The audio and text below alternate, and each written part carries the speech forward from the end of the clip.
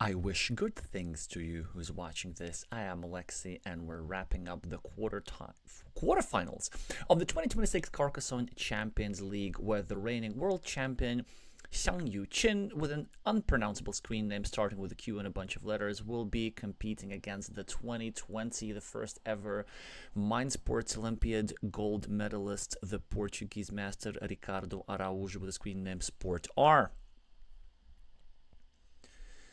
So this is the last of the 4 quarterfinals. The other 3 have already concluded. Pak Hsieh of Taiwan has dramatically defeated Bluste of Croatia 3-2.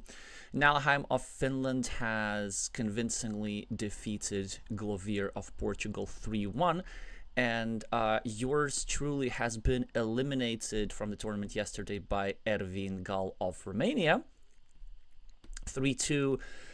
And I am still feeling quite a lot of emotional pain about this, if I'm completely honest. So forgive me if the beginning of my commentary will be a bit unenthusiastic, but I'm sure as we get into the exciting moves of the match between QAZ and sportr, we will be so engrossed in the Carcassonne going on,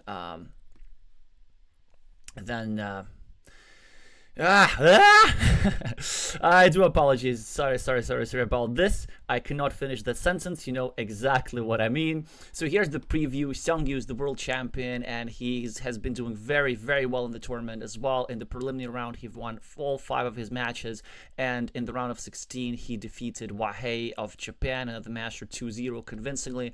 Honestly, Xiangyu, the overwhelming favorite, currently at actually a bit of a low rating of 668 for him. His normal is definitely above 700 if you ask me. His peak is over 800. 1,000 games of experience. This is from this account alone. They're definitely 7 more thousand, and really in good shape. Very balanced style. Not many flaws at the moment. So for Ricardo, 7,000 games of experience and just a wealth of tournament experience in Team Portugal at the World Team Carcassonne Online Championships and Continental Championships. Peak rating a bit over 700 a while ago. Quite a fast player, very open Iberian style. Sort of tends to play more balanced positions, quite proactive with farms. So very solid. And we're going to need to see if the world champion is going to try to adjust his style to Ricardo. So the first game in the best of 5 is starting.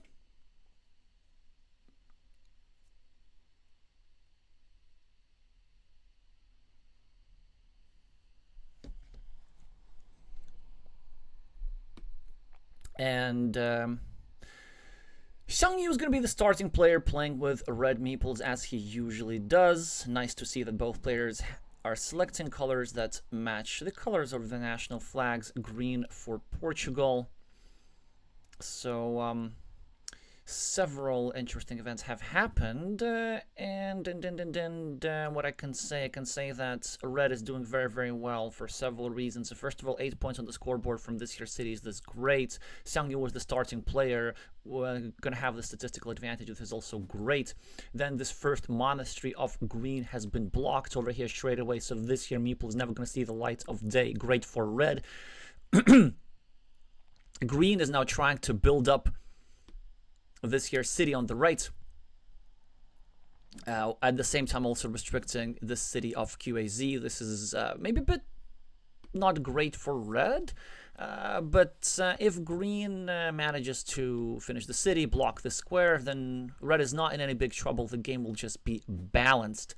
Red's getting even more points. Kind of very simple moves with city caps. Ricardo probably going to just build up the city on the left. This is exactly what he does. Very simple decision. Well, now this is a moment for a little bit of thought for QAZ. Now, a normal move would be to finish this here city at the top, which he absolutely will not do. This city is very safe. There's still 3 extender tiles out, so he can continue the city later. Yeah, this is a much more natural move. One of the 2 possibilities, really. The other option was just to go over here above This, I think, is a slightly better option, with the idea that we finish the city and then we try and get some sort of a road tile and try to block the square permanently. Ricardo's trying to prevent that, but Xiangyu really keeps drawing a lot of city caps. 16-0 is certainly quite painful if you're a Portuguese fan, but look at this for Ricardo. Finishes the city for 8 points, does not drop a farmer just yet, contrary to his usual style, I must say. Maybe wants to wait for a bit of a better field, because in terms of fields, right, there are several candidate fields, because this here field with 2 cities could also be merged like that with these here green squares, where 3rd city is about to happen, and this is the most likely candidate to become the main farm of the game. But there's also these bits and pieces. Somebody's going to claim 4 points for this here city over here. This city is going to be completed, and somebody could drop a farmer over here eventually for 9 points, 3 completed cities. And normally when there's more than one candidate for prospective fields, players generally tend to be hesitant to commit to one of them. But I get to eat my word as Xiangyu immediately drops a farmer, although for him the situation is a little bit different. This is the first move that I actively dislike from Xiangyu, and it's going to give a bit of it's going to give actually some decent chances for the Portuguese player here. If I were red, I would just go over here, finish the city, start a new one, because once this starting tile was drawn here by green, there's only 1 tile remaining for this here square anyway. And because green already has this meeple blocked, it's okay for red to have this here meeple blocked, because the game is going to be balanced. And in a balanced game, when it comes to meeple count, the way you progress is just points. So getting 4 points maximum value for this tile is great. And most importantly, you have to leave the square open so that you can, you know, place quadruple cities, triple cities, double cities on there and build this ruin to 10 or 12 points.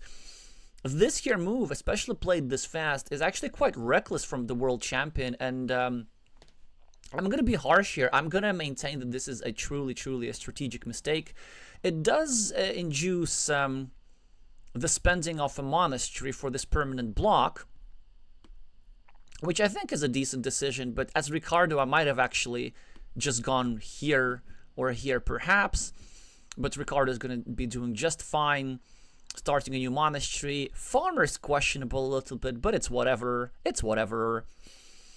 This city is going to get finished probably. Then some curves going to be drawn in all likelihood. Then eventually all fields are likely to connect. Unless, of course, something like a horse is drawn here, in which case this here bit is going to be blocked. Okay, so finally we do see a curve being drawn, so no risk of blockages, and this farmer actually is going to be quite lucrative. Which means that it's a very balanced game, so the scoreboard is not going to be mattering all that much, since we are in the process of creation a rather big field, and also Ricardo's building up a rather long road himself for 4 points. And QAZ keeps drawing all these big city tiles, which would have fit over here had he not closed his own incompleted city with a city cap. Now he needs to just try do something else. He does find a good use for the tile, though. This is very strong, trying to break this here monastery square. Ricardo munching on quick points. QAZ still gets a straight line. He's actually now threatening the completion of the city and the droppage of a farmer. Let's try and invent some English words. Yeah, and so Ricardo, I think, might actually have to go here now. Yes, his monastery might end up getting blocked, but you don't want your opponent dropping a farmer here, especially if you have a temporary meeple advantage. Oh, there was also actually another option. He could have gone over here as well. No. Never mind. This is by far the best. And there are not that many blocking tiles anyway that go here. So more often than not, Ricardo actually does successfully complete this monastery in this here situation. All right.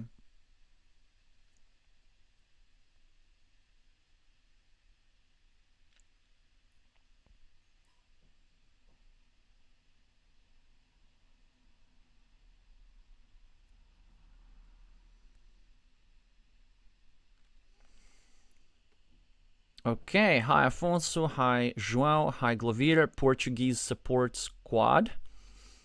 This will certainly help sportr, but do we have anybody from China watching?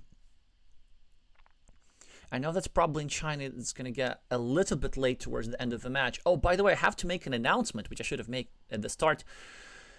If the score ends up tied 2-2, then the last game is going to be adjourned and played at a different date. This is because it's just so late in China that the players have agreed that Xiangyu's brain is just not going to be working this late. So we're going to see only a maximum of 4 games today. Either somebody's going to win 3-1 or 3-0, or the score is going to be tied 2-2, in which case the decider of the best of 5 is going to be postponed. I like the word postpone with double P's.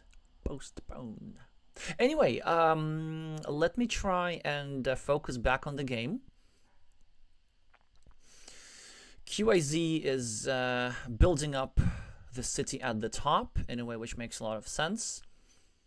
Ricardo with a rather annoying move. I actually like it quite a bit.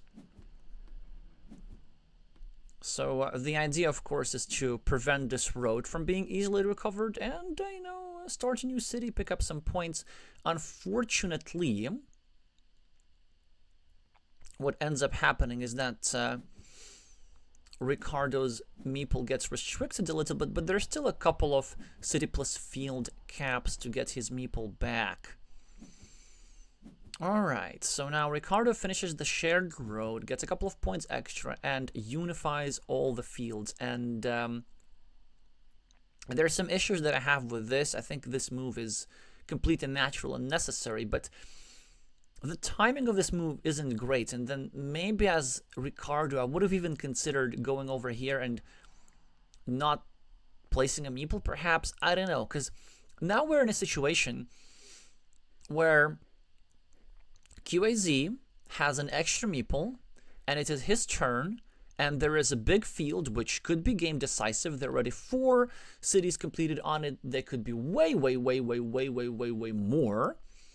If a curve goes here, if a road monastery goes here, there's still one of those remaining in the deck. Like, all of these cities could become part of a big field. This city cap could be claimed. So this shocks me. This shocks me quite a bit. I do not understand that move. I mean, I understand this because he just wants to connect this here farmer to here, right? Because technically before this move, this here guy and this here guy were not connected, but I thought it was possible to just do later. And I thought there was a priority for either side to just go over here and claim this obvious farming platform. Because once either green or red goes here, then they'll be able to penetrate the field, score at least 12 points, and then be happy with their life. And it will be quite difficult to reinvade the field afterwards.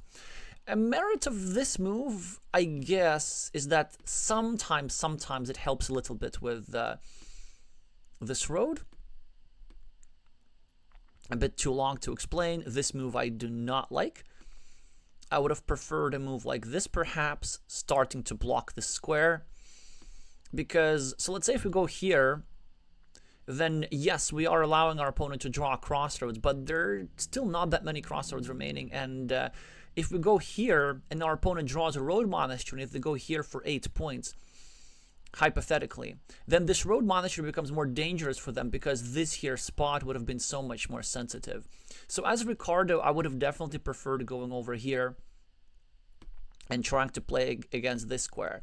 I can understand Ricardo though very well, because initially the idea of this move was to get a curve and bend it into this square and then try to draw the road monastery and not place it there so that this red meeple is permanently trapped. But sometimes the board develops in such a way that you have to update your original idea and do something else instead, and I believe this was one of those cases. QAZ gets a city tile, so he cannot go over here and drop a farmer. In fact, both players are waiting for a suitable tile, and both players have the meeples to go there. What red is probably going to end up doing is maybe go here and start another city, trying to maybe gain a majority on a big ruin. This would be a long-term investment, but one which could be worthwhile. An alternative is to do the same, but not place any meeples, with the idea that we're just going to simply try and block the square and connect these here two cities later, but deny green the retrieval of a meeple. And that could be strategically significant if we are to engage into the massive field fight. Then I can certainly see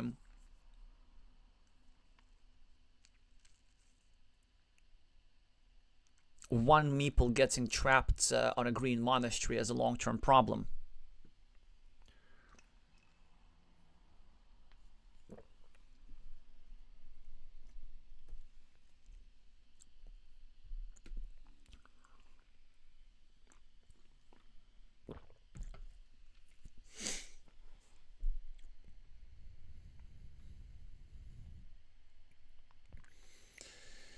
Alright, Ricardo is now thinking what to do with the city tile. There is only one correct answer, of course, and it is to go over here, but what is unclear is whether we drop a farmer afterwards or not. I think a farmer would not necessarily hurt, because you know what? Then we would be threatening to get a curve and kind of get that farmer from the top into the main field. And even if QAZ successfully gets a crossroads and prevents us from entering, well, then eventually a road monastery is going to be paired over here. Eventually, a curve is going to go in this area, and any farmer from here is going to cover these here 12 city. But unfortunately, Ricardo makes a what I'm going to describe as a rather understandable but truly horrendous mistake. A really big strategic mistake here. So first of all, reason number one, we're running short on the city caps over here. Like, we cannot afford to keep the meeple trapped for a long time. Reason number two, we gave a city cap to our opponent, gave some cheap points. And reason number three, most importantly, whenever we decide to drop a farmer in a position like this, ideally we want to do this with a road tile and not a city tile. This is not for the sake of efficiency. This is for the sake of not allowing another farming platform. Because you see, now that this city cap has been claimed, QAZ can just go here and easily drop another farmer, making this farmer pretty much obsolete. And all Ricardo has done is just giving away points to Xiangyu, still kept his meeple trapped for a long time and possibly forever at the top, and not really made any advances towards this game. And this move is not a blunder or anything. Of course, Ricardo saw the options and was considering finishing the city, which would have been the simpler move, but it just appears to be a misjudgment in a complex situation on behalf of the Portuguese master here. Alright, so sportr decides to possibly get a meeple back here from the monasteries, tries to build up. I think this is what we're going to see. But then the city at the top is being attacked. QAZ is not going to be able to block it just now, but soon we're going to see a block. You know what QAZ can do? QAZ could just now switch gears and fight for the big city at the bottom. Honestly, this is the perfect tile to do so. This is an amazing tile, in fact. Both sides have two meeples. Green has invested quite a lot of shielded tiles to try and get his monastery meeple back. And this city here is worth already 11 points and is going to be worth even more. In fact, this here main field of the game is only worth 15. And the city could easily match it. So I think as Xiangyu would definitely go here for an invasion. There are plenty of triangles and big tiles to complete the invasion. Well, I'm not sure about triangles, 1, 2, 3, 4, 5, 6, 7, 8. There's only 2 of those. But when it comes to triple and quadruple cities, there are still 3 of those. So 5 tiles that fit into this square. It's certainly quite a lot. Of course, this will not preclude the Portuguese master from trying to block. Interesting question now, whether QAZ should defend. The answer to this, I believe, is no. Let Ricardo just restrict the square a little bit further, let him spend the tiles. The main decision now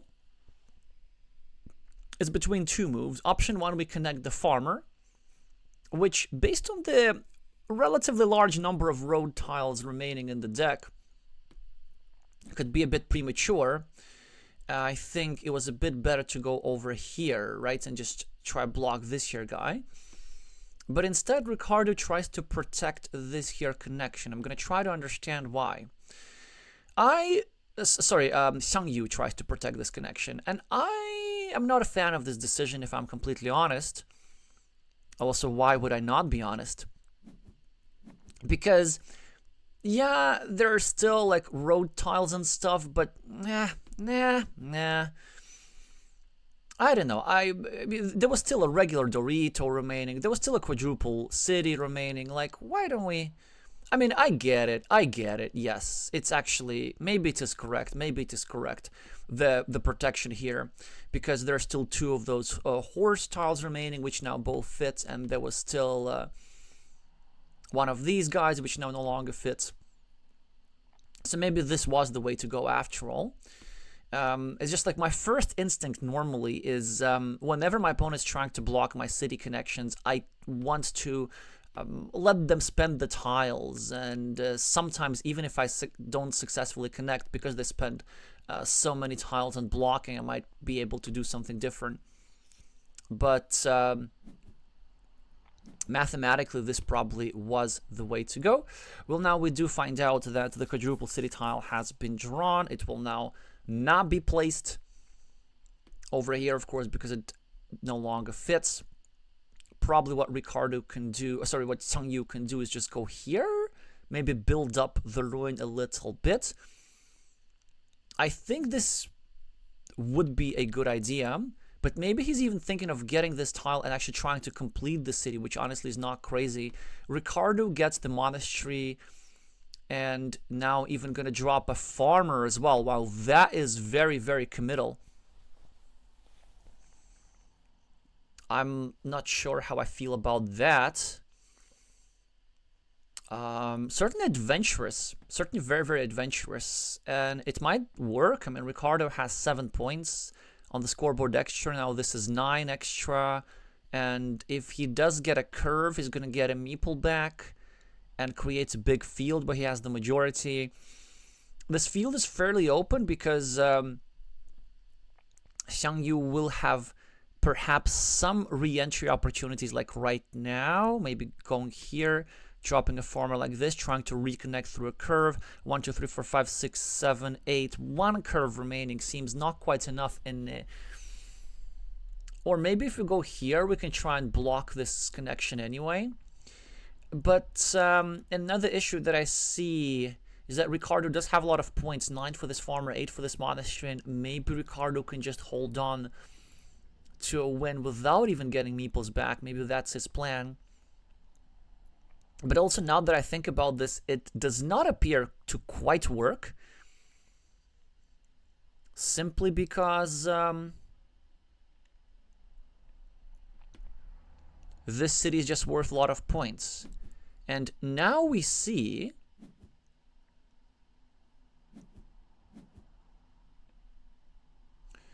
that Red really is entertaining the idea of finishing this city completely, and I totally like it.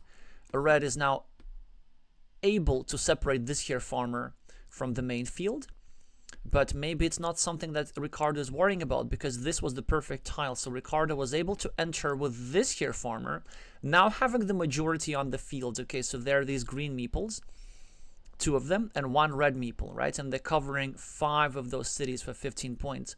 And this here 3-point red meeple is actually not gonna be able to enter because there's nothing remaining that fits into the square anymore. There is still a possibility to go here and here, kind of try this back-to-back entry. But what Ricardo can do... Oh, interesting. I thought that Ricardo should go here, rather. I think Ricardo might have missed the idea of red going here and here and invading the field that way. And this is what red's going to try and do. Red's going to try and go here. So the point of going here for green, potentially, and this is what I wanted to see him do, is that it would have made it almost impossible or very, very difficult to place something in both of these squares. So that was going to be my point. Ricardo now can try and finish his monastery, go here. There is, however, only one tile that fits into the square, and this is the one lonely curve. And I think Ricardo should not be married to the monastery that much. I think because Ricardo's a bit ahead, has the monastery, has this, yeah, he should do exactly this. He should make sure that the city is not getting completed. That's the main thing. Oh, I actually forgot that there was a splitter there, but still. This tile, right? This tile is super important because had red been able to place this tile over here, red would have set up the completion of the city, and there are still 2 triple city tiles that fit into that square, so red will gain the majority here, just probably not completed. And look at this! Red is really banking hard on the curve, so red wants to both win the city and go over here and connect to the field, trying to equalize. Red is behind 12 points in the scoreboard. This city will put him just over the edge. But this here 12-point farm on the north with 4 completed cities for green plus the monastery is going to keep green ahead for the time being. So I can understand that red's going to fight for this field. What can Ricardo do? I think Ricardo has a couple of fancy ideas. So we can go here and take 3 points, but I think what's better is to actually just go here and meeple this road preemptively, saying that if Xiangyu gets the last curve, then he's gonna go here and not be able to meeple our road. In fact, Xiangyu, yes, exactly, he will be prolonging our road, and that is the point, and this is such a massive blunder. This is clearly a misclick. This is one of the worst misclicks I've ever seen, because this farmer is worth 0 points. This here invasion does not do absolutely nothing because he already has a farmer there. Yeah, this is not great, of course. Now, red will be able to go over here and meeple this road. So this move will cost, you know how much? Раз, два, три, четыре, пять, шесть, семь, восемь. It will cost 16 points to Ricardo. So Ricardo's not able to meeple this road, and Xiangyu is able to meeple this road, so it's a 16-point misclick that I start wondering if that's going to cost Ricardo the game or not. So we're going to need to count. Interestingly, this red guy did not manage to penetrate this here city, so all these points are going to be shared. And the red guy ended up just winning the field outright, which I did not expect, and this leads to Ricardo still winning narrowly just because the monastery points, the scoreboard lead, the field at the top was just too much to bear. But still, this was a potentially game decisive mistake, because if QAZ were to draw on one of the 2 horse tiles to fit into the square and the curve, well, then QAZ would have won. And again, I'm pretty sure it's not a miscalculation. It's just a misclick. Like, Ricardo clearly meant to place this on the road, because why else would he do that? He's saying, let's go for the next. Ricardo, of course, getting away with this one with just 4 points, but got to be really careful in the next one. So far, we're in the progress of making it an upset.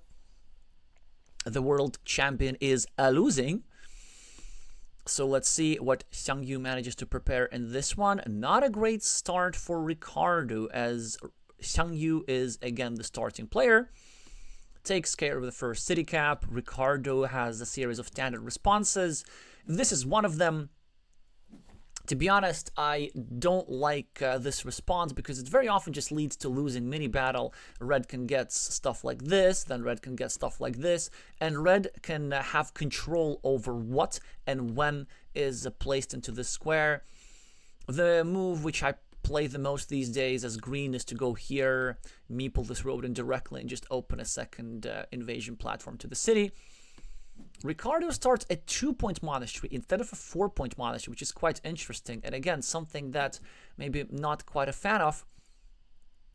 The purpose, of course, is to create an invasion square against the city, but why would you need an invasion square? The city is really not that dangerous, because let's say if you go here and you invade the city later, well, then you just lose your road meeple over here, right? So that is a bit of a problem. And if you just block the square, well, then you have a similar problem of being worse off in this situation, because red is only going to lose 1 meeple and green is only going to lose 2 meeples. In fact, even if red doesn't do anything, the situation is great for red, because both of red's city squares are shared with a feature of green. So this is shared with the monastery, and the other one is shared with the road. And if red just doesn't do nothing and places nothing in those square, unless green does something special and invests some tiles, well, red's going to have only 1 meeple trapped and green's going to have 2 meeples trapped for a long time. Not a situation that you're going to be in, because you don't want yourself a meeple disadvantage.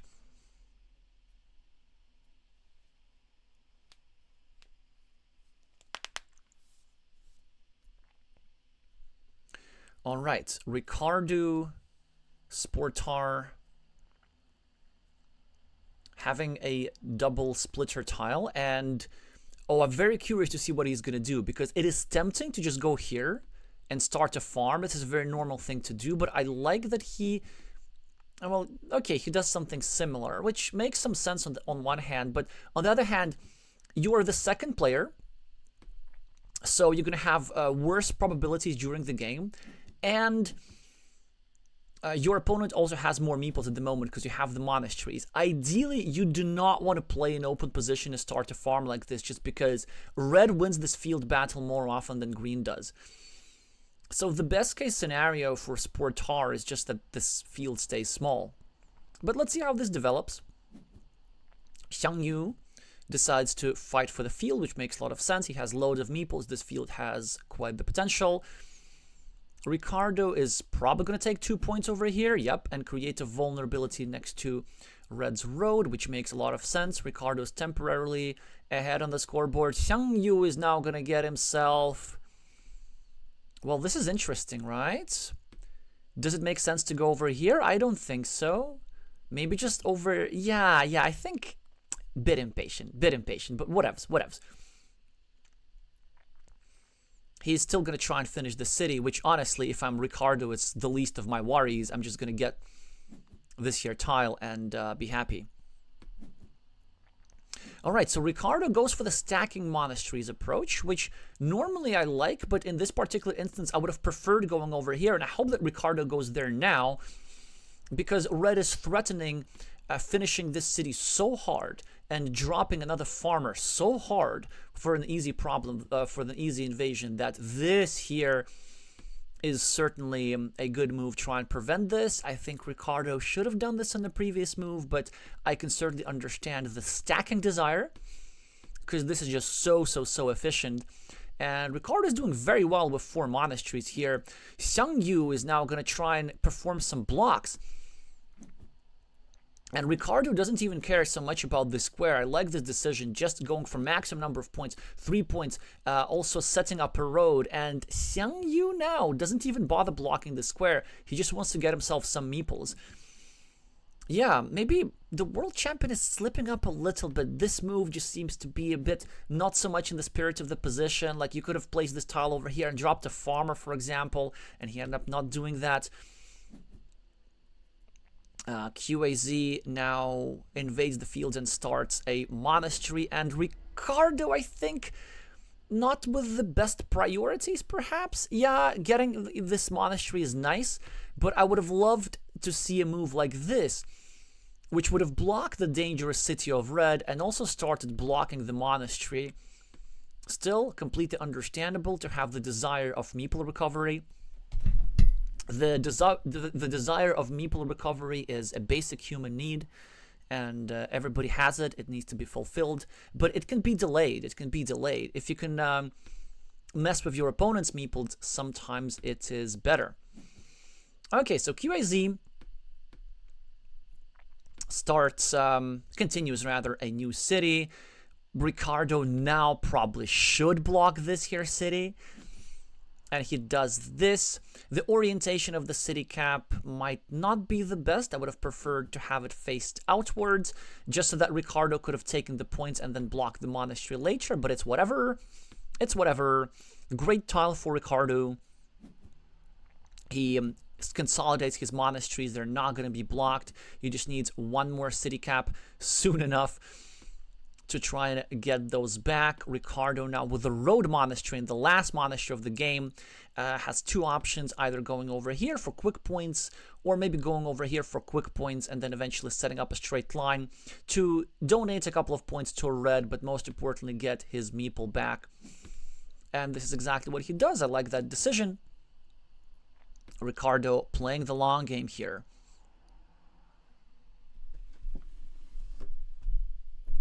Okay, so QAZ now with the double city caps. Probably not going to go for the quick points over here, because I would really hate the idea of helping my opponent's monasteries if I were the world champion, but I'm not. But I'm pretty sure we're going to be thinking alike. I'm pretty sure Xiangyu is just going to go here and maybe start a new city somewhere in this area. You know, trying to finish another city, create the platform for a field invasion, try to capitalize on his temporary meeple advantage. Because the point is, whilst the position looks great for red, green has a lot of points waiting to happen. And once these monasteries are going to be completed, also I'm shocked at this decision here by Xiangyu. I really shocked here. I think it helps Ricardo way too much. Yeah, so I was saying, what was I saying?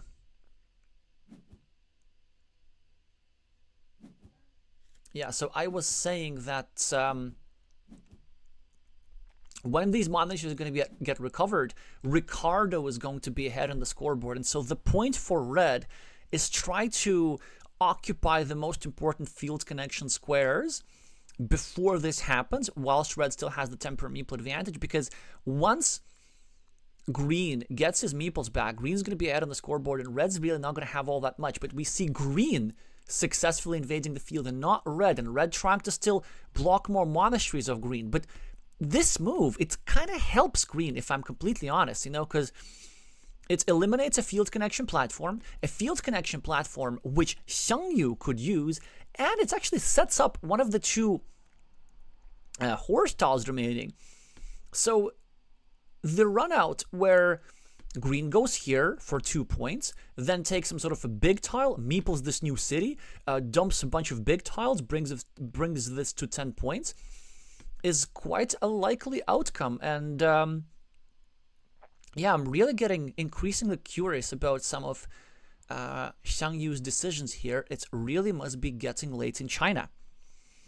The game is rather fast-paced. I see your messages in the chat. I'm going to address them later. I appreciate you being there. But there's just so much going on. Players exchanging quick points. Xiangyu with a curvy tile. Now probably going to perform something interesting. But what do you even do? Like, I really have no idea. I guess you can go here and start a road and score a little bit, but I wonder what scoring even does for red's winning chances here. I think somehow getting on the field will be ideal, but the field is so closed as it stands now. So on the field, there are 5 completed cities. I'm going to start circling them. This is worth 15 points, at least for now. This is a good move from red. This is a very nice find. Ricardo, I think, now needs to try and think what to do about this here issue. So this move does 2 things. One is it's possibly trying to block the square. And the other thing that it does, it's actually sets up the opportunity for either side to use the square as a field connection platform. And Ricardo is trying to prevent this, but I quite actively dislike the choice of Ricardo. Just starting a new city over here, because it just opens more connection platforms. And there are even scenarios how red goes here, and then red goes here, and then red invades everything possible and overruns the field again. Because red is now catching up on the scoreboard very quickly. I mean, Ricardo still has not completed the monasteries. Also, one of his horse tiles has been drawn, so there's only one of those remaining. But Ricardo now does something interesting. Ricardo chooses not to go over here. He chooses not to develop his monastery. Instead, he chooses to start covering up the field, and it's certainly a justifiable choice. Now, his here monastery gets blocked, but he's probably happy about it. This monastery scores 7 points, and as a result of these two moves, I was sort of worried how much it opens up the field for invasions, but then both players have kind of just like closed it back up. And Ricardo is probably happy that his monastery is not going to see the lights of day, because this means that no new field connection platforms are going to be created. And Ricardo's now has 18 points on the field. Well, will soon have 18 points on the field once this here green farmer on the left finally penetrates. Yeah, and like, what do you even do? Ricardo is going to score 2 points over here and get himself some extra stuff. And QAZ, of course, now going to meeple this ruin at some point, but right now, perhaps, that would be a great moment. Generally, right now is a great moment to do things, especially when you have a shielded tile, especially when you can take 9 points straight up. But he decides not to do this. So Xiangyu now recognizes how important the field is, and the idea here is that he wants to get 1 monastery point and also set up a field invasion, something that Ricardo can easily prevent by going over here. And surely the Iberian master, who, due to his training and cultural upbringing, knows the values of fields, and even in the first game is not reluctant to drop his last meeple on the field. He will know that it's not worth shilling out for 1 point. Of course, we sacrifice the 1 point and we block the platform. So again, we're back to square one. A QAZ probably should just meeple this ruin at some point. I mean, it's too many points, but I understand him. I understand him very, very well. But instead, he tries something different. He actually tries to set up a different win condition. He recognizes that there's still city caps remaining in the game, and he just simply wants to finish the city for 12 points and then open the field a little bit later. Ricardo now needs to do something about it. He probably needs now to go over here and try to block that city. But there's still a couple of city plus road city caps to make this here city happen.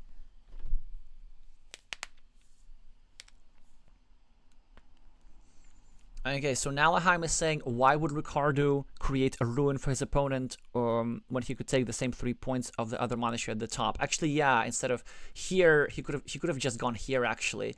And that would have also blocked some nasty marginal field invasion opportunities from this area. I think it's the type of mindset that, oh, you know, this looks like I am filling this square with the only possible tile with which the square can be filled, whilst, of course, not asking the question, but what's wrong if I just don't fill the square?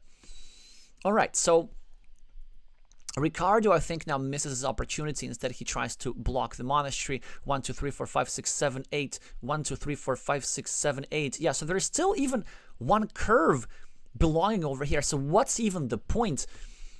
I really quite actively dislike this move here by Ricardo. I think going over here was so much better, and now we see the truth behind that idea.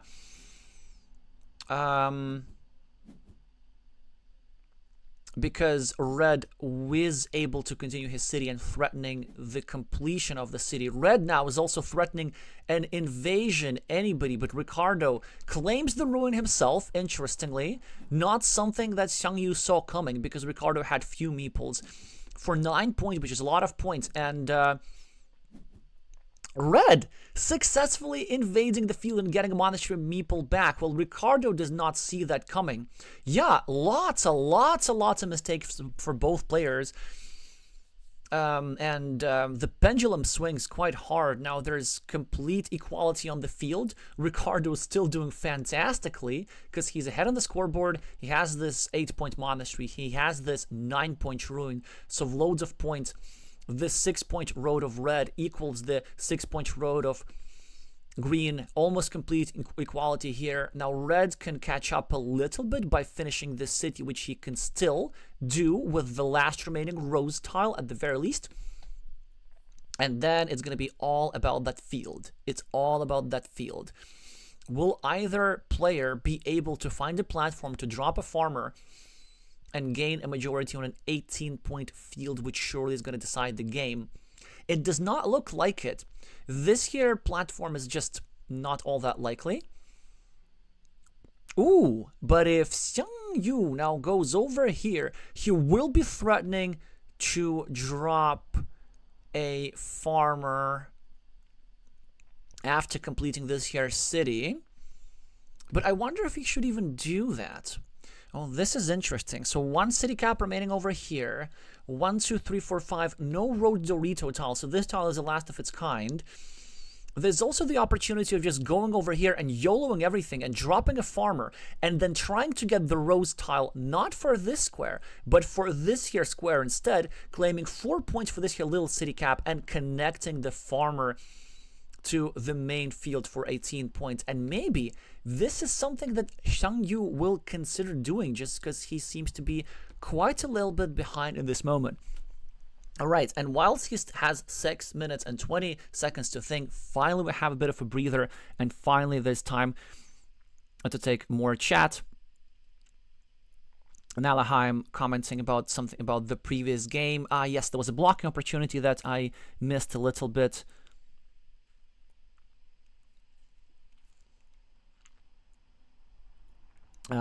Just wanted to add extra info. Hi, Vido IURN. Hi, Kaika, asking who's the champion. So, QAZ is the world champion, Xiangyu Qin. He won in 2025. But this tournament is the Carcassonne Champions League. And I guess technically for a few more weeks, the champion is yours truly. But since I got very, very painfully, I can't stress this enough, how much pain I'm experiencing at the moment. Knocked out yesterday, then the champion of the Carcassonne Champions League is going to be somebody else.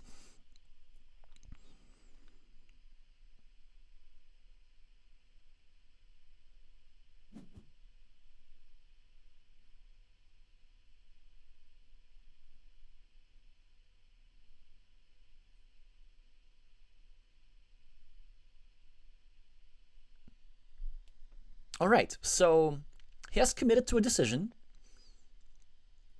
and the decision is to try and finish the city and drop a farmer.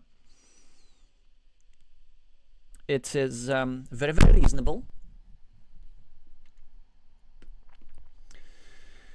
So how is Ricardo going to respond? So what's interesting about this is that Ricardo does not have a good response that's going to give him a 100% win. Yeah, this is the most reasonable move. But does he meeple a farmer now? Hey, maybe he can meeple the farm. Maybe he has to meeple the farm. Maybe that's going to be his brilliancy. Because check this out. If he does not meeple the farm, then technically, Xiangyu can go here and drop a farmer and then invade the field. Just not with this tile. And Xiangyu is going to be so disappointed. Had he not placed this tile, over here, he would have actually completed the city. Or had he gone for the YOLO approach, he would have invaded the field. Oh, it is so painful. But there's still options. We can still YOLO for more.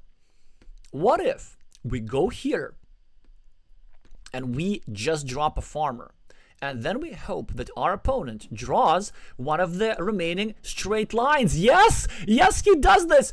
Look at this. Oh, this is so beautiful.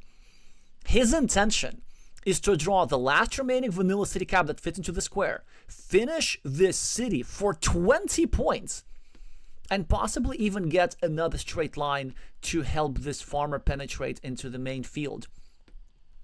So I love seeing how the world champion can adjust his strategy and still go for something that has a non-zero chance of winning.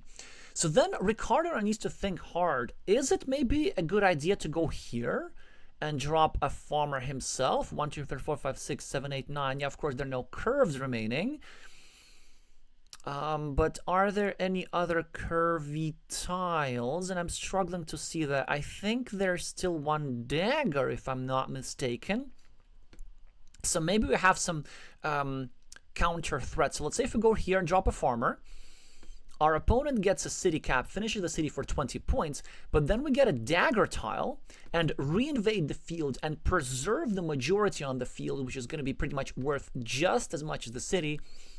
Hope that the red farmer on the right stays stranded and that red loses the field. And then we win, with these here features that are going to compensate the scoreboard lead that red is going to get as a result of completing this here city. Different approach for Ricardo, goes for just points. But QAZ can just do this, right? Right? I mean, QAZ can do this. And this is a 50-50 for the game. Whoever gets the tile that fits into the square is going to win.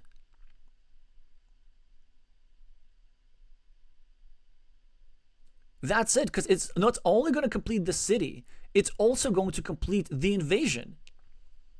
This is like peak beauty. So all Xiangyu has to do is just go here, claim this road for 7 points, and then just draw the last city cap. I think there's one other thing that he's calculating. He's trying to see if there's an alternative route into the field. There isn't. And Ricardo gets the Dorito, and the vanilla city cap is drawn by Xiangyu, and the city has been completed, and the farmer has invaded the field. And well done indeed. Masterpiece towards the end. This here farmer especially, recognizing the imbalance of the tile counts, recognizing just how many of these straight lines were in the deck, figuring out that this here invasion opportunity was not at all that unlikely. And yeah, some very, very interesting decisions on both parts. I think, honestly, Xiangyu was a little bit slow on the field at the start, but he managed to correct that big time. And in a position which looked almost desperate, he won this with 21 points. 21 points, by the way, is the value of the field. It has 1, 2, 3, 5, 6, 7, 8 completed cities on it. Okay, so I missed a couple. So 24 points, right? And then 20 points is the value of the completed city. So this here move, let me think about this, was 12 plus 24. This was a 36-point tile, a 36-point tile for the Chinese player. All right, so China won, Portugal won. My mood is being uplifted because this is a rather beautiful game of Carcassonne to behold. Hopefully the next one does not disappoint. And QAZ is the starting player yet again. sportr is going to take these 4 points. And players are writing things in the chat which I do not quite understand. I think they're talking about the fact that Xiangyu is the starting player yet again, but this is just the luck of the draw. Sometimes it happens. Let's see if he can take full advantage of his superior starting position. All right, so far Xiangyu takes a new city cap, and sportr takes a new road, and Xiangyu now attacks the new city, and also killing off a monastery spot, which is quite useful. Ricardo makes a move which I think is a bit unambitious. I think it was much better to just go here, start a new city, and build this here indirectly. Also, if I were Ricardo, I would have meepled this road for protection. There can be certain instances how red can now go here with the curve and then try to maybe invade this here city. Now, Ricardo probably has to protect it, as inconvenient as it is. Ideally, you want to get yourself a triangle and then a triple city and continue this normal lip-shaped city pattern. But now, since it's quite dangerous that our opponent can invade, probably we have to do this and go for a bit of an inconvenient shape. Yes, it is not ideal and it is often invaded later, but we don't really have a good use for this tile. On the other hand, if Ricardo does something like, I don't know, this, it's not crazy. Going over here and me playing a second time is a bit crazy. Yeah, so the invasion will occur after all. A bit unfortunate for Ricardo there, who now continues his road, and QAZ now is going to finish his city and claim the lead and start a new one. 5 points extra for the Chinese player, not a lot of compensation for green.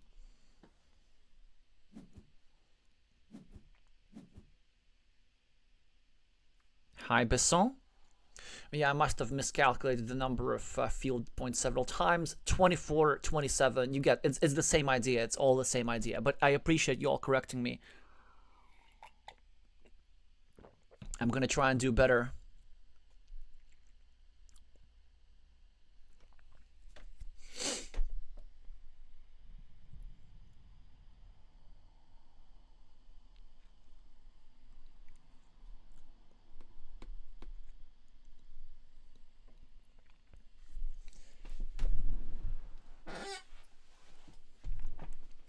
In the meantime, whilst QAZ is finishing his decision whether or not to invade his city, and his decision surprises me actually, because it allows a re-invasion opportunity for sportr, which I don't even know if he's going to take, but why not actually? Why not? From Ricardo's perspective, we don't really have many ways to use this tile. Yeah, sure, we could go over here and add 4 points to our city, but that opens another attacking platform. Certainly, as a streamer, a commentator, I would enjoy seeing something like this, a big city fight starting. But then that city would be easily blocked, so I completely understand Ricardo's decision to wants to keep it small ball. Ricardo takes 2 quick points. Of course, he does not want to take the 3 points for this road, so that he not expose this square next to his own city. Wants to keep it safe, no vulnerabilities. Xiangyu starting a new road and trying to block that city. Ricardo escapes immediate danger. Red's now probably going to go over here and try to restrict it nonetheless. This is the standard move in situations like this. Curvy tile for Ricardo. Could possibly start a new road over here, as weird as it may seem. Also, a possibility to go here is nice. This move for Ricardo is actually quite nice, because it prevents something. It prevents a road monastery being placed here with this here orientation that would also help the road. And it also prevents a regular monastery, so QAZ now cannot go over here for the most efficient setup. Will probably and definitely need to go over here for a 5-point setup. And that way Ricardo has prevented his opponent from taking a couple of points. There's also an alternative spot over here, but this would not be very good because it's more restricted and kind of starts creating a bigger field, binding all the fields together. Not really in the interest of the player who has fewer meeples at the moment. Ricardo gets a splitter and just starts a new city just like that. This is quite interesting. Oh, and look at this unsuccessful blocking attempt. Still worth doing, but Ricardo gets himself 10 points and a city meeple back. Hugely important. Ahead 11 points. Great position for Ricardo. Now we see the one problem with this monastery is that now it is quite difficult for Red to go over here and finish his road. So Red's not going to do this. Red instead is going to very, very wisely pick off yet another city cap that was left by Ricardo. Now Red has 3 open cities, and all 3 of them for a very good reason. Ricardo with a monastery. Now equalizing the city over here. And QAZ now with a monastery of his own, but just not enough meeples to claim one. And honestly, a rather closed board for monasteries as well. This would probably be not that good because of some vulnerabilities here and here. What else can he do? Yeah, just this without a meeple, I guess. But then Ricardo can just go here and restrict this monastery towards a 50-50. Because 2 out of the 3 left-handed daggers have gone out. So if Ricardo goes here, there's only 1 tile that's left there. It is not that tile, it is the mirror image of that tile. So do not get overexcited on Xiangyu's behalf here. He will, however, get his 6 points in a meeple back. Roughly evenish position now. Still advantage for Portugal, clearly. Hi, Polo Verde.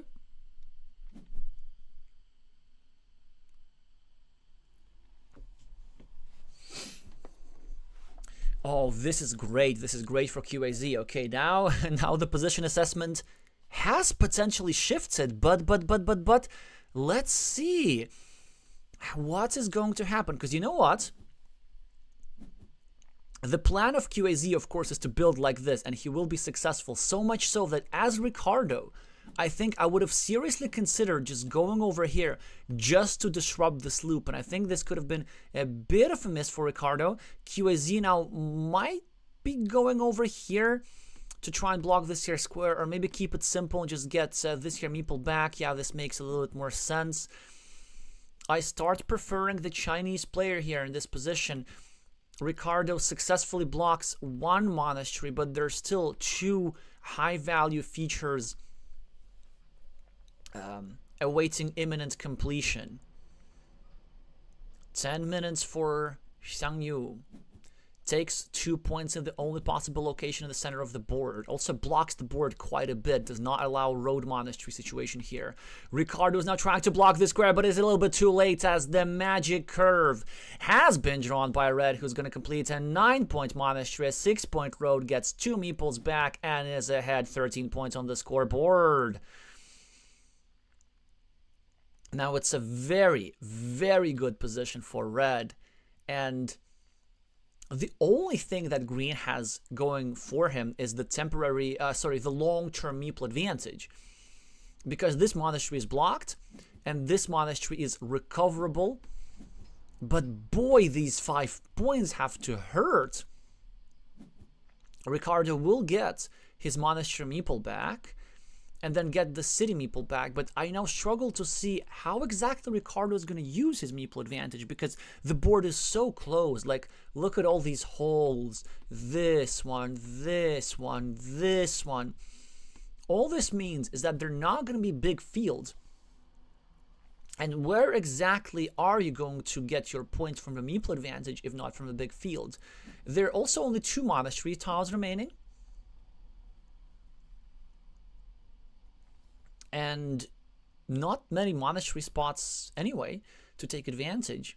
There was, of course, this crazy opportunity of getting the starting tile and going over here and then getting a road monastery and getting a 5-point road and a monastery. But this now is out the window because this square is permanently blocked. Ricardo trying to take the only field with some potential in this game. You know, 2 completed cities and a bunch of green squares. Yeah, we'll take those. But you know what? Now, quite wisely, Red blocks off 2 of those green squares, and with 1 more straight line, he's going to make the field development pretty much impossible. Okay, whatever, says Ricardo. Finishes the monastery and starts a road, which appears to be of marginal value, if you ask me. Xiangyu can now... Oh, start a new field? Sure, that works, that works. And Ricardo now probably not going to go over here, but instead going to go over here and start a new city, try to develop the field. Or maybe I'm wrong. Yeah, Ricardo is now trying to invest his meeples left and right. Possibly a little bit impatiently if you ask me, but whatevs. It's getting a bit of a closer game on the scoreboard. Still, overall, 9 points is quite a lot to overcome. Ricardo with quite a useless tile Xiangyu now has a chance to invade this here city, which I think he should. 1, 2, 3, 4, 5, 6, 7, still one triple city, and 1, 2, 3, 4, 5, 6, 7, 8, 9. One Dorito tile, yeah, so he figures that 2 tiles is just not enough. And Ricardo gets a triple city tile anyway. Really just not many great options for Ricardo. I guess could go here, block his opponent's field. Could go here, try to prevent Red City from completion. Could go here or here and try to meeple a 5-point truant himself, but he's not going to get all that many more points than 5 points. Ideally, his dream is to try and draw a road monastery, try to get a tile that goes here, score 7 points for the road monastery, finish this here road, and expand the value of this here farm from 3 points to 9 points by helping it touch these here 3 completed cities. A lot of things have to happen.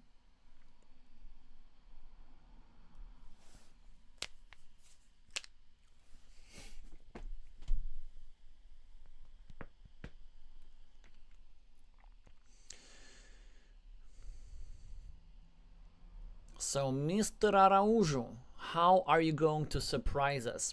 How are you going to make this work? And this is something. The idea behind this move is to set up a attack on the ruin. So what Ricardo is hoping here that he's going to draw the last triangle tile, the last Dorito with a road, and first go here with a city cap, get himself a meeple, and then get the last Dorito tile, connect to the city, and score 9 points. Which is nice, but you know, 9 points is really like not all that much to begin with. Definitely he needs a crossroads to get a meeple back for this area. And then, ideally, a road monastery. Alright, so QAZ drops a farmer. Sportr, with a city cap, just not the kind of city cap he wants. Now has a bunch of options. He could go here and develop his field, but I think what my intuition screams to me is to actually go here, drop a farmer, and just play for the road monastery. Dangerous, possibly incorrect, but interesting. Oh yeah, he does something similar. Duh! This is smart. He does play for the road monastery, but in a different location. He wants to get the road monastery over here. And also get a curve and complete this here road. Oh, this is beautiful. Okay, Ricardo can definitely do things. He can now go here and even meeple this road, perhaps. Because at least this is what scores him the most points. I mean, he could also go here and score 2, but like, why would he do that? Okay, go here and meeple the 4-point road. Like, you're betting on the monastery anyway.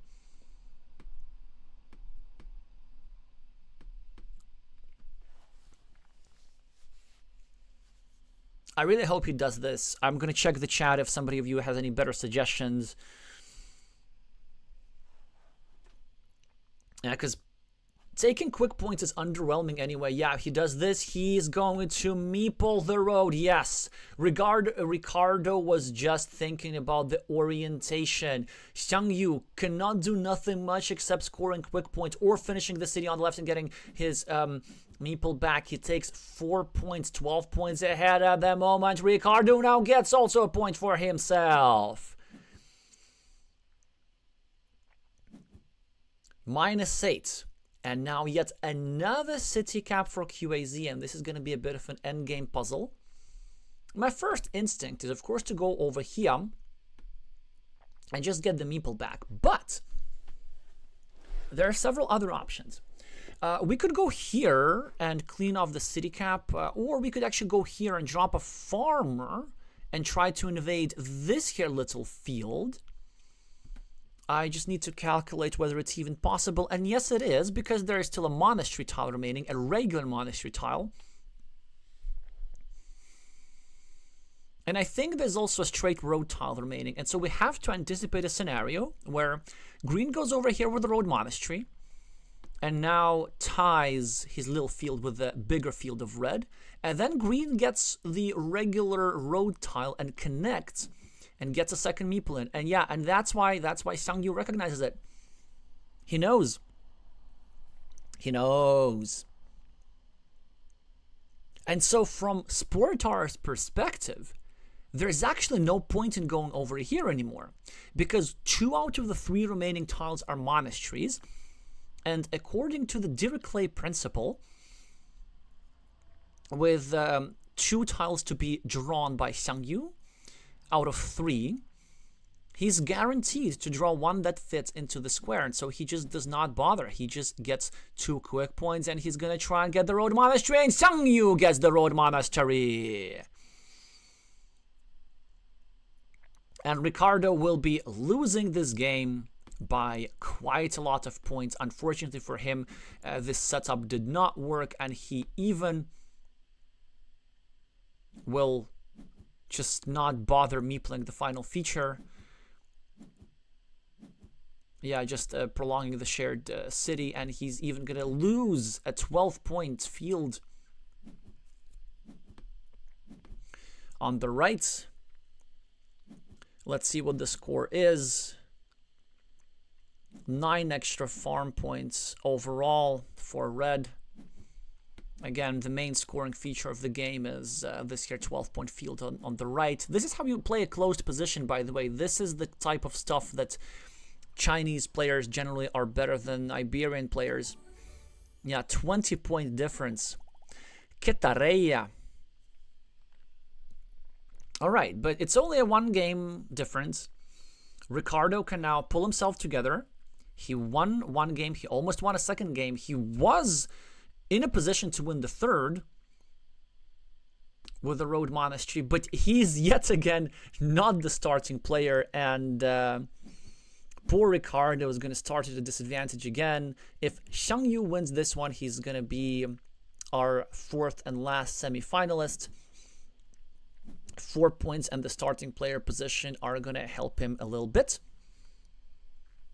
Also, I'm a bit paranoid. Could you just please report on the quality of the sound, of the volume? Do I need to change anything? I really want for this last game to be as high level as possible, and that includes the commentary. Alrighty, so Ricardo is playing a higher variance game, creating a 6-point monastery spot for either side to benefit greatly, whoever draws that monastery first. Also trying to do some blocky stuff over here. QAZ now building up his city, not out of choice. Thank you, João, for the reassurance. This move is clearly a mistake. I don't know why Xiangyu did this. The correct move normally is definitely the other orientation, with the city cap pointing to the more restricted area. And I'm really curious why this move was made, if there is a different explanation rather than it being late in China at the moment. So, Xiangyu starting a new city on the left and the monastery. This is actually a fantastic position for him. Ricardo has no compensation whatsoever. This is good. This is good. Expose vulnerabilities. Here. The road has been shared and completed. Ricardo will still attempt to go here and then block the square perhaps. Not that Xiangyu has too much to worry about this. And so if I'm red, I'm not sure if I even bother going over here, because this is the standard move to protect, right? We go here, we try and get 2 Doritos and stuff, but maybe as red, we just go over here, we allow this city to get blocked, and we try and build up this city instead. And the third option, and that's possibly my fave, is to go here, but with the city side over here, trying to control our opponent's 2-point road. And then there are 2 possible scenarios. Okay, so we go here. So if our opponent uses this platform to invade the city, then we just go here, block this square, the city is shared, but Ricardo loses his road meeple for 2 points. Or we do, yeah, this move is also okay, but I would really prefer the other one. Or your opponent does not invade, in which case we get a Dorito tile and try to complete the city later on. You see, would have totally worked. Anyway, I can understand Xiangyu's move as well. It's a bit of more normal way to play. He's trying to build up this here city, which also makes a lot of sense. But, you know, maybe if I'm red, actually, instead of this move, I would have still preferred going over here, because whilst our opponent's going to be busy blocking what's going to become a ruin eventually, we can just go here and create genuine threats of city completion. This is also the main issue that I have with this move, is that by having two of those setups, you're not going to complete both of those cities realistically. Like, only one of them is going to turn into a threat. So what I do is, yeah, again, like that alternative, try to turn this city into a threat. Whilst my opponent is trying to invade here, I can maybe sneak one by in this here area. Now it's sort of a situation where both cities need Doritos, like loads of Doritos, and perhaps some triple cities, and city caps can be used elsewhere, which is what red is doing. But, you know, it's just not that. It's just like not that difficult to deal with. All right. So red is developing the monastery, getting themselves a second one, now trying to prepare and complete a city. Trying to complete the monastery, successfully completing the monastery. Fantastic position for red still. Ricardo only 6 points behind now, finally going to invade the city on the left, which is exactly what he does. This makes the road mildly more vulnerable, and even more so after red completes the city, which is the move that I expect. Also not crazy for red to just go here, or maybe a little bit crazy. Or red could actually just go here and start a 6-point city like this. I increasingly start liking this idea. There are many things that red can do. If you start a city like this, it looks quite blockable, but actually it's surprisingly safe. What else? This move is probably the more canonic one. It's just normal. Ricardo saves his road, makes it a bit easier to continue. Xiangyu can now maybe go here and try and stealthily build up this city, perhaps. Or maybe go here. Or here. Yeah, this is better. This is better, I think. Because now Ricardo cannot really go over here to invade. If he goes here, then like this gets blocked. Instead, Ricardo, I was going to start a field, which would have been better. But a road is also just fine. I'm a bit concerned that Ricardo has just too many roads. This one's going to need a couple of tiles to recover. This one also. Fortunately, he gets to equalize the city of QAZ. Now about to finish his road. And QAZ now has a bunch of really interesting choices. Option 1 would go here or here and try to score points for the road. Option 2 we go here, score points for the road, and restrict this here guy a little bit. Option 3, we actually go for the 7-point monastery or some of the monasteries over here.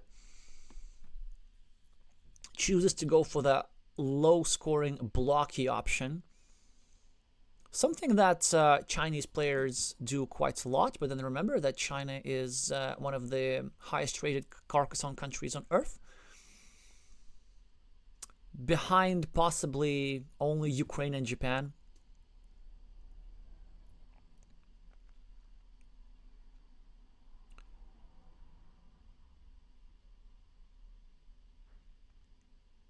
Alright, so straight line for Ricardo creates inconveniences for both the monastery and the city.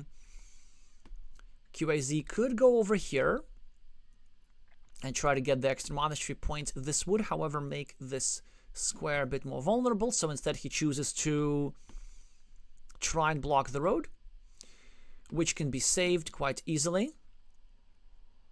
Now a curve is needed here. There's still 4 curves, but also a curve is needed in this here place too. QAZ is very slowly but surely building up this here city. Ricardo scoring 4 points for the road and making it so that both of these squares are vulnerable, and the most likely outcome is QAZ just not finishing this monastery ever. And what can QAZ do? Well, option 1, we go here, and we still try and preserve the chance of finishing this monastery, having 2 vanilla city caps that go here, and then maybe the last Dorito that goes here.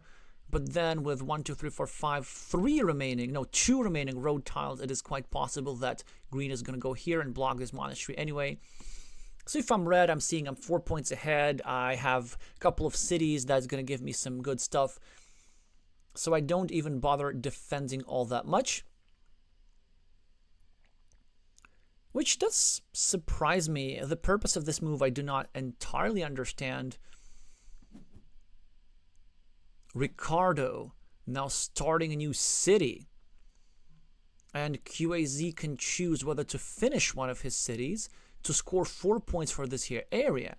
Or maybe to go here or here and not get a meeple back but try to block one of this here guys. Or both of these here guys. Yeah, getting a meeple back makes more sense. I guess we're going to have to allow Ricardo to finish the city. Ricardo gets a road and drops a farmer. I told you, I said this before Ricardo even did this. Like, I have met him in person. I've known him for ages. Even though I met him in person only once. No, not only once, but like in Portugal only once. But then in other countries several more times. Like, I feel like I know how he thinks. He really, really prioritizes fields, even if it means giving away his last meeple temporarily. And this time it could actually pay off. And look at this. He gets a tile to get a meeple back. Not sure which one. Probably going to finish the top road, since there's still bottom options to finish the bottom road as well. Ricardo is doing quite all right for himself. Only at -8. QAZ now probably going to go over here and still float the idea of possibly finishing this here city. No, he chooses not to do that. Instead, he chooses to drop a farmer himself and try to create an inconvenience for Ricardo's city. Oh, this could be actually rather brilliant. Will he be able to connect his farm since this square is now more vulnerable? QAZ now just continuing the city at the top, and Ricardo is going to get himself a meeple back and finish himself a 10-point city. Finally, Ricardo is ahead on the scoreboard. QAZ with a scoring tile, perhaps to go here, or maybe here, or maybe here. I really don't know what is best. The normal move, of course, is to just finish the city at the top, but maybe we have more city caps to do this later in the future.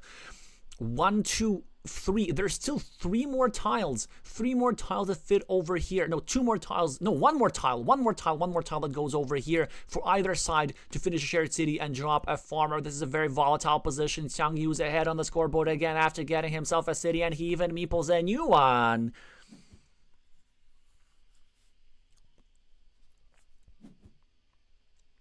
Ricardo finishes a road, starts a new city, again ahead on the scoreboard. It's such a back and forth. QAZ successfully invades the field. The field is now shared. 4 completed cities and 12 points on the field, at least for now. Ricardo cannot do nothing much. He could go here and try to invade the field, and I think this is what he's gonna do. But he could also go here and just calmly take the point and then try to postpone the invasion for later. There's still this platform. There's still this platform. They're not going to be eliminated just yet. Then there's also one more monastery tile which goes over here for 8 points. This is also a potentially big swing. And of course, there's the road monastery. And if Ricardo wants, he could just go here, drop a farmer, and try to get himself the road monastery for 9 points. And the field invasion figures it is a bit too volatile. Just gets a meeple back. 7 points ahead. QAZ has a bunch on this city, but not quite enough. In fact, things are looking like they're really headed Ricardo's way, so I think QAZ needs to come up with something special. This something special probably has to do with the field. Might drop a farmer here right now. Might drop a farmer here. Might perhaps just go here and try to eliminate the field connection platform, but then why eliminate the field connection platform? You're the one that might have to use it. A lot of things to think about in just under 7 minutes. 12 unseen tiles to red. Probably at this point, I think I spent full 2 minutes on calculating what kind of tiles there are. We're not quite in the end game. It's a pre-end game situation where we need to commit to one certain win condition. And we can't look at all the possible sequences because it's like a 6-digit number of how the tiles could, of the number of ways of how the tiles could run out. But we can think of what kind of tile combos might be required for us to win, and Xiangyu does drop off armor with his last meeple. And sportr now needs to face a difficult decision. Does he go over here and try and block this farmer? I don't think so, because there's still ways for this farmer to enter, and this move I like much, much more. Excellent move from the Ricardo. Prevents QSE from getting a meeple back. Ricardo could go over here and now try and simply equalize the city at the top. Or Ricardo again could try something blocky over here, but it doesn't work. Ricardo could actually go here and drop a counter farmer in this here area for 0 points. But then he could accidentally finish the city for Xiangyu because there's still a vanilla city cap that fits into the square, and there's still a Dorito that fits into this square. Surely it is not something that Ricardo is willing to do. Regarding the field situation, 1, 2, 3, 4, 5, 6, 7, 8, since there's still one curve remaining, is there? Yeah, there is. Then red can go here, and then try to invade the field that way also. So this is not the only field invasion anyway.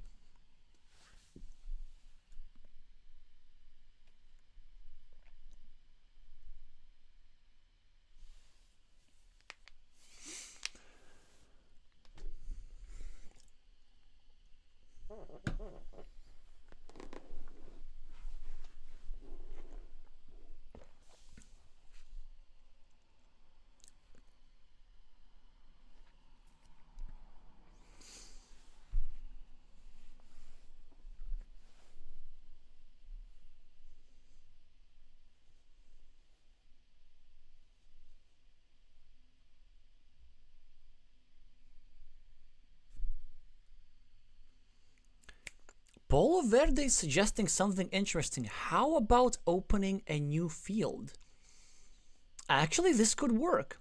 Since Ricardo is ahead a few points, there's certainly a way for him to win this game without fighting for the main field, perhaps, because he has 3 meeples and he could just score. So if you were to go here, for example, and open a field, he could also score 3 points for the field, then 7 points for a city cap. And then if he needs it very, very badly, he could actually get a road monastery and connect all the fields anyway.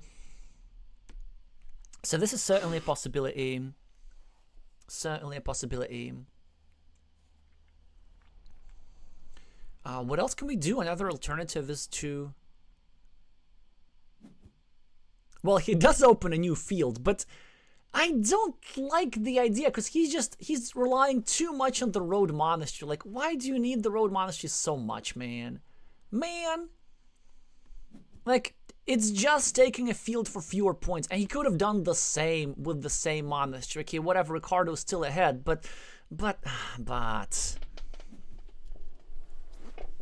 Ricardo's gonna still score a little bit more for his field, which is quite nice for him. Or he might just go here and invade, but then this field is just not that big. It's just 12 points. He can overcome 12 points.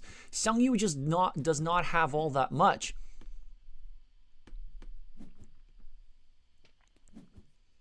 So QAZ was trying to finish his city, but it looks like it ain't gonna work. Ain't gonna work.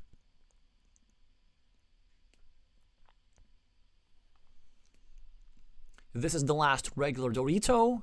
Oh, there's still one more road Dorito. So Xiangyu can finish the city, which means that from Green's perspective, the correct move is to go here and meeple this 3-point field, because it could become a 6-point field if red actually goes here.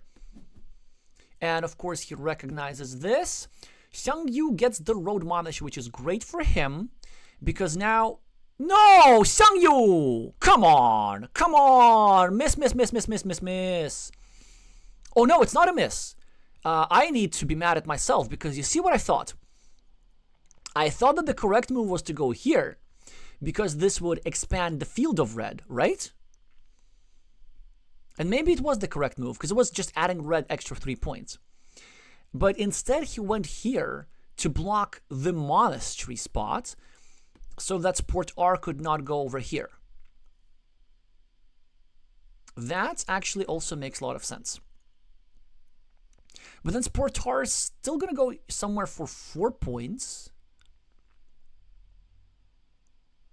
Yeah, I'm not sure if that was worth it actually, but let's see, let's see.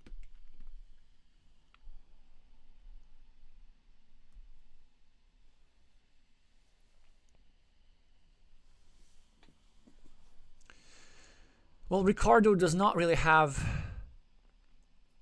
anything. Wait, he's saying 3-minute break. So are they actually planning to continue with this? So the initial announcement that I said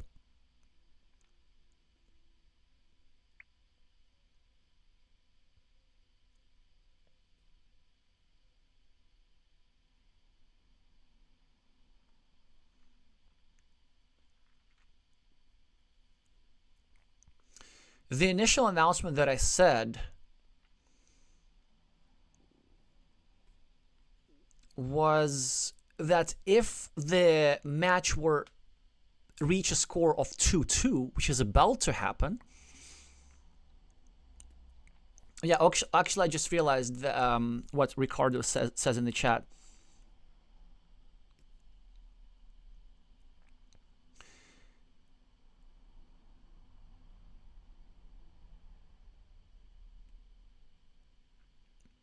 So I thought that they would be pausing the match right now because it is late in China, but apparently, from what I understand from Xiangyu's messages in the public chat, that they're planning to continue, and we get to watch the final right now, like the final game. So that would of course be quite exciting. Nalaham is saying Ricardo just has to take the 3-point monastery. Yes, of course. Because Xiangyu was, of course, gonna go here and get himself some extra points by finishing a 10-point city. So Ricardo has correctly calculated everything. And let's see what the final score is. Despite red penetrating the main field, he is still going to lose, and Ricardo is double-checking if Xiangyu still wants to proceed with the game. And yes, he does apparently, so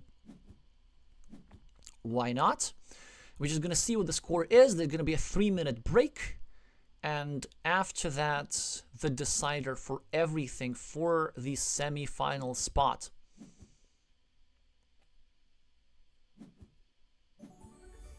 Four points win for Ricardo. Let me think. Okay, actually, was this the only winning move? So Ricardo scored 3, and Xiangyu scored 1. So before that move, Ricardo was actually only 2 points ahead, right? So wait a second. So had Ricardo done anything else? So had Ricardo gone over here for 4 points, he would have been ahead +6, and then Xiangyu would transform his 1-point city into a 10-point city, which would give him 9 points,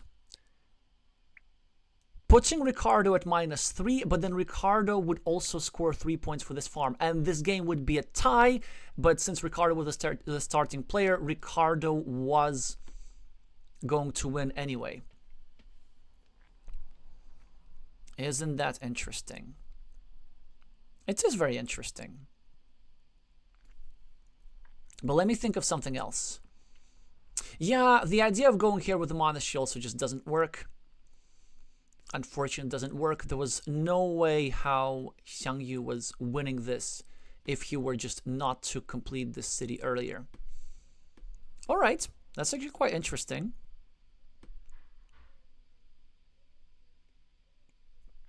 Though they are going to do it today, right now.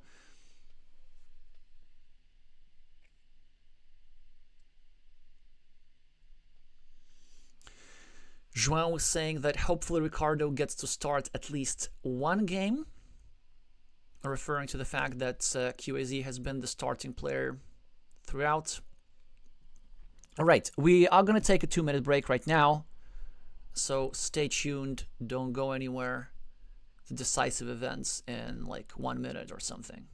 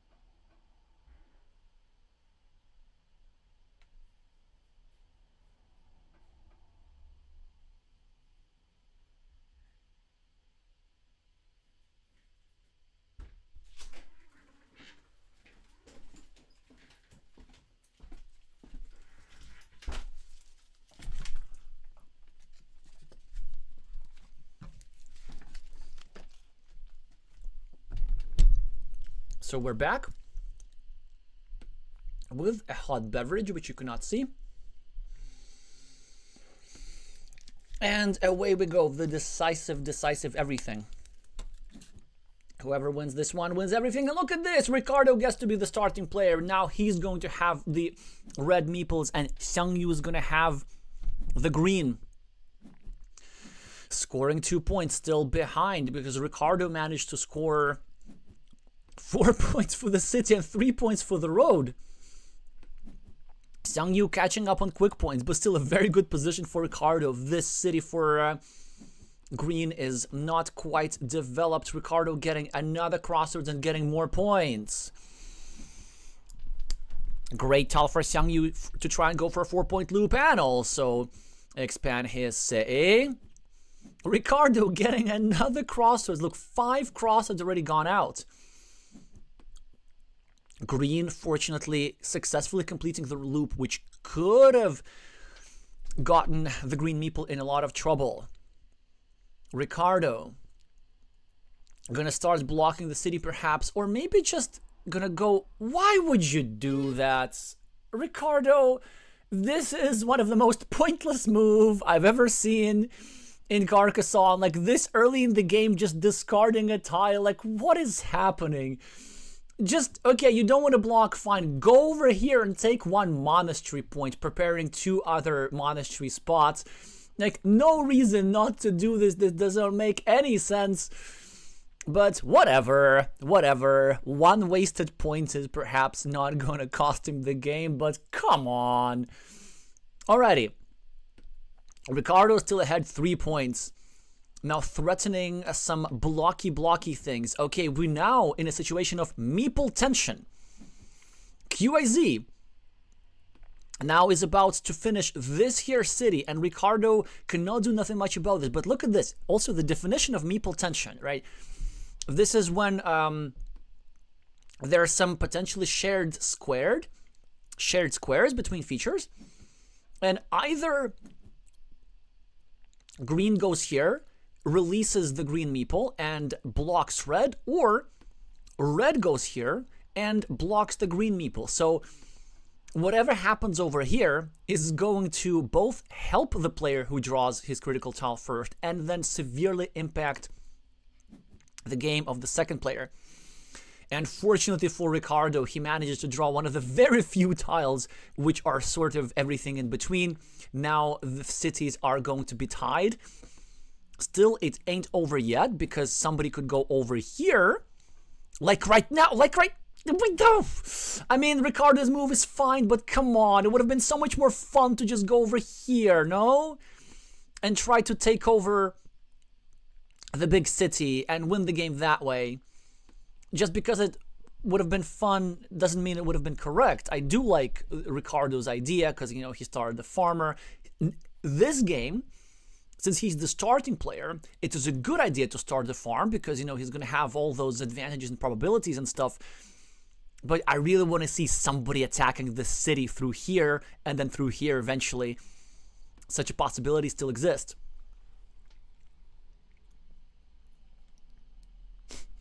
Justice for Ricardo, exact and Aleheim. So finally, sportr gets to be the starting player for once. So several things Xiangyu can do.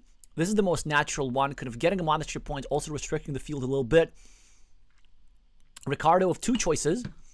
Number one is, come on, it would have been so much fun to go over here. Probably not correct, but so fun. Because you know what, like if we go here, and if we succeed, we pretty much win the game on the spot. The only problem is if we go here, there are only two tiles that are really good for us. Because so many of these Doritos with the road have gone out. So if we invade here, we need the Doritos, plus we need this here tile. And our opponent's going to go here and is going to be likely to block. I'm going to try and calculate some probabilities on the fly. So if we go here, obviously 75% chance to draw the critical tile. There's also this one, but it doesn't really count because it's not as good for us. And instead, Ricardo goes for a variance reducing move. He wants to simply block that invasion opportunity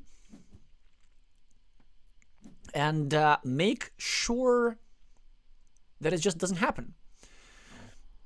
This city is bound to be shared. I will not be able to complete my probability calculation on the fly. And now it's going to be more of a normal game. But one where Ricardo is going to have a slight advantage. Eventually, these cities are going to be connected, so these are neutralized. Then green, of course, is threatening the usual strongest threat of Carcassonne or whatever, which means finishing the city here, dropping a farmer here, connecting to the field. And Ricardo now, I think, should not do this. Should not do this. He should have gone here. He should have gone here and prevented exactly this. It is, you know what? This type of move is an expert move. This is what Carcassonne expert play. This type of move is the one which Carcassonne masters do not play.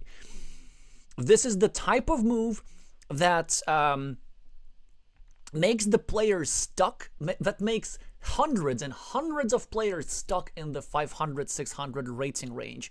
This sort of like spewy approach with city caps, because you know what? Now the problem with this is that QAZ still has many city caps to get his meeples back.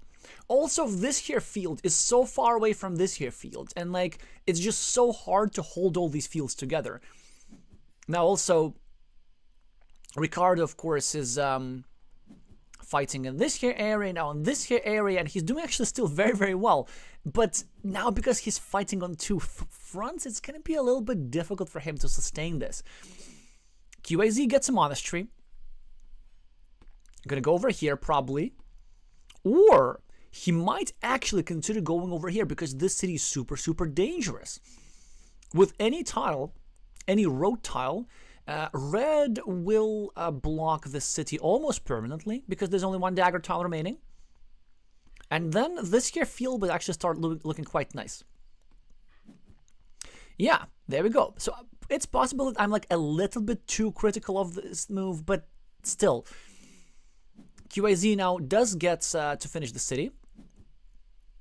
Red does get to equalize this here. And I don't know whose position I prefer. I guess red is doing very well because he has now this field. This here field is tied. But also green has more meeples to just score points temporarily and do some good things in a temporary way. Ricardo gets to discard the tile. Green is probably going to go here and try to set up the monastery. Well, this shocks me. It's not like shocks me, but I think this is the type of move that we can play later, you know, after we get to go over here and all that. It's still good to meeple this road. This road is pretty long.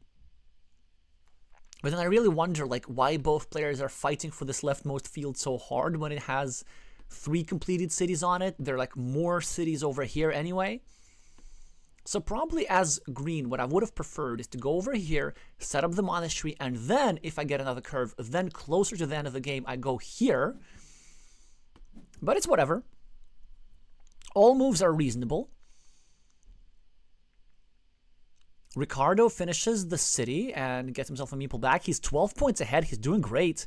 QAZ, of course, still has, you know, this 7-point road here, the 7-point monastery here. And then if he finishes those features, get himself a meeple back, he can absolutely start fighting for the field, or he can start fighting for the field first.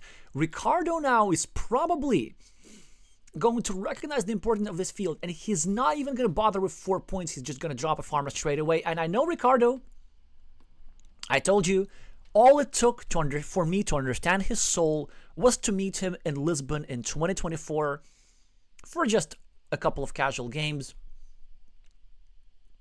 The man loves fields. And sometimes, like this, it can lead to a great advantage in a good position. I'm going to estimate Ricardo's chances here at around 70%. Just because for Xiangyu, it's going to take a while to get those features back, you know what I mean? Also, this here poor guy is actually still not in the field. So this is why I wish I would have waited with this, you know, with this roadie thingy, right? Because it's just everything takes some time. Anyway, sportr probably going to go here, start a new city, or maybe just go over here, complete the invasion. Starting the city makes more sense. Still plenty of city caps to complete. QAZ gets a monastery. You see, had he gone over here with the curve, he would have been able already to meeple the new monastery, but now he has to use this monastery to set up yet another monastery. There's still only 2 of those remaining. These sort of things add up quite a lot. QAZ is now probably going to go for here, try to block the city as hard as he can. Not complete the blockable, but at least slightly restrictable. This is the best that you can do. It's a lovely, lovely position for Ricardo. And the problem for QAZ is just, like, it's the time. It's going to take time to get all those meeples back. Okay, so now we connect to the field.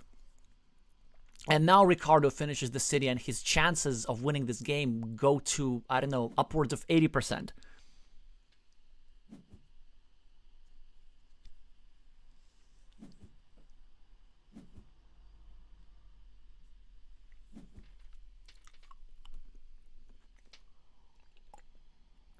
All right. So QAZ does not even wait for the monastery. Just gets meeples back, realizing the importance of firepower. But in a position like this, firepower might not even save him. Just 13 points on the scoreboard is a little bit too much. Okay, so let's say QAZ gets this road. And he does need this road pretty soon, even though there's only 1 crossroads remaining. And there's 1 road monastery, 1 triple city with the road. So 3 road ends to get a meeple back. He's still going to be behind on the scoreboard. And then he still needs to equalize the field on the right. Probably right now. Oh, no, not right now. Of course, we have to score here. This is actually the chance. This is the chance for QAZ. Because if we go here, we get the 8 points. Maybe we even get to meeple a farmer here. Then we can probably forget about this here farm, because it's worth 12 points. We can fight for this here 12-point farm instead. We can equalize, get a meeple back here, and win by a couple of points. Maybe this is our plan. But the problem is that there are not that many city caps remaining in the deck. So, change of plans. Green is going to try and equalize on the right, and then finish the city later. Ricardo is going to do I don't know what.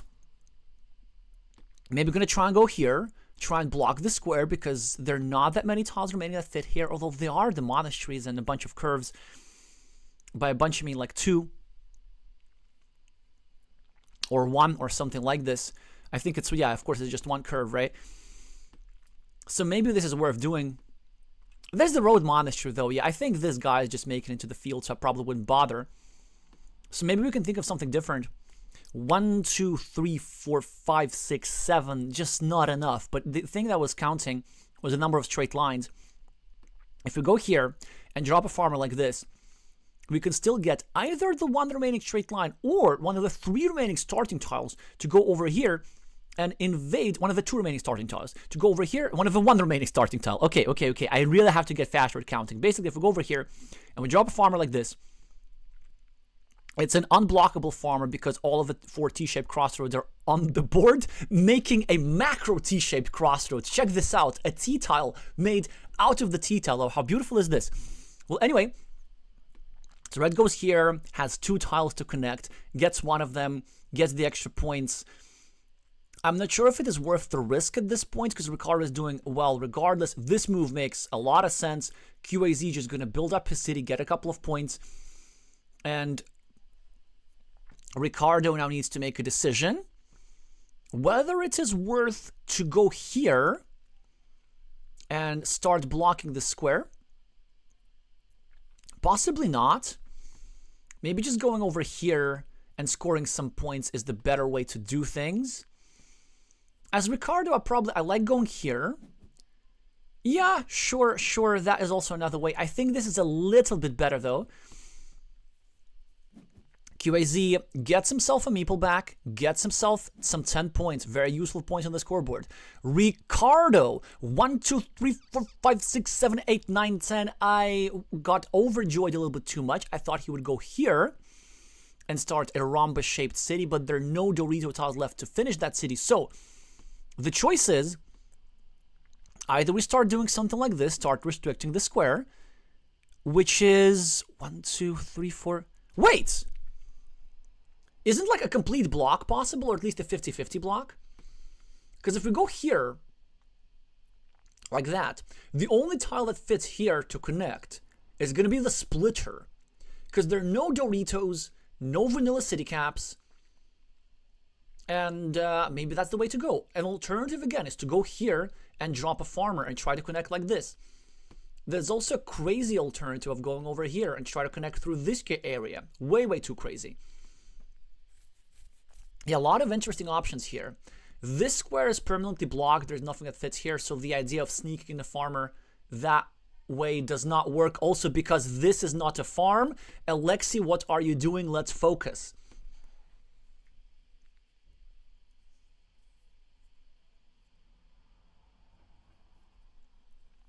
There is also actually an opportunity. Hey. You know what?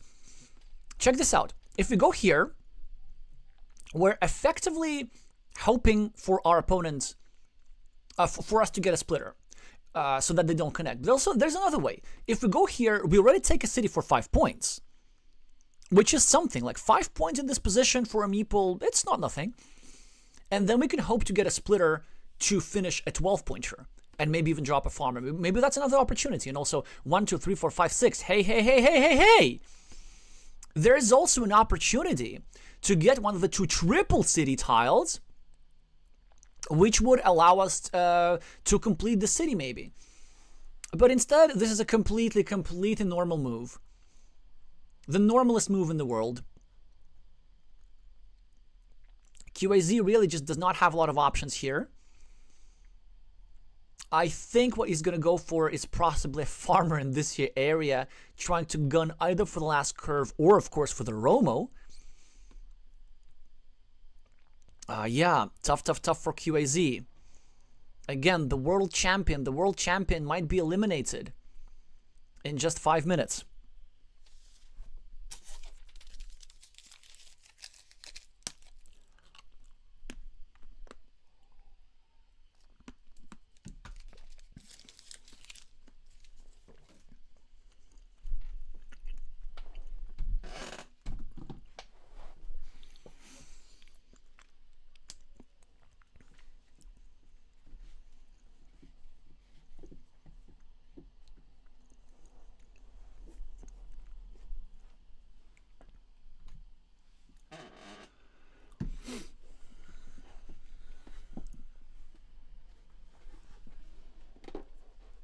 right, so QAZ now has to decide something with the monastery. There's several options. He could actually just meeple a monastery for 6 points and then simply hope to get a meeple back here with either the Romo or the last remaining triple city.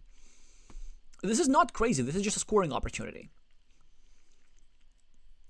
And then, of course, he needs a splitter here.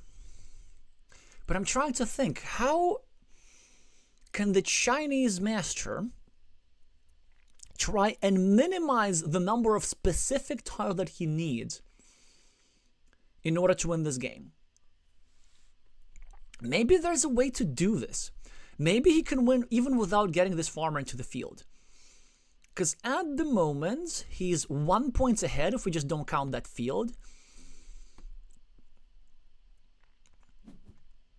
Okay, he's gonna go for the Romo. He's gonna go for the Romo for the win. That is his plan. And Ricardo is in an interesting position. So okay, so he drops a farmer right for 3 points here. The idea, of course, is to draw the road monastery and not only get the road meeple back for further scoring, not only get the farmer here to take over this 12-point field, but also add extra points from this here area. All right, Ricardo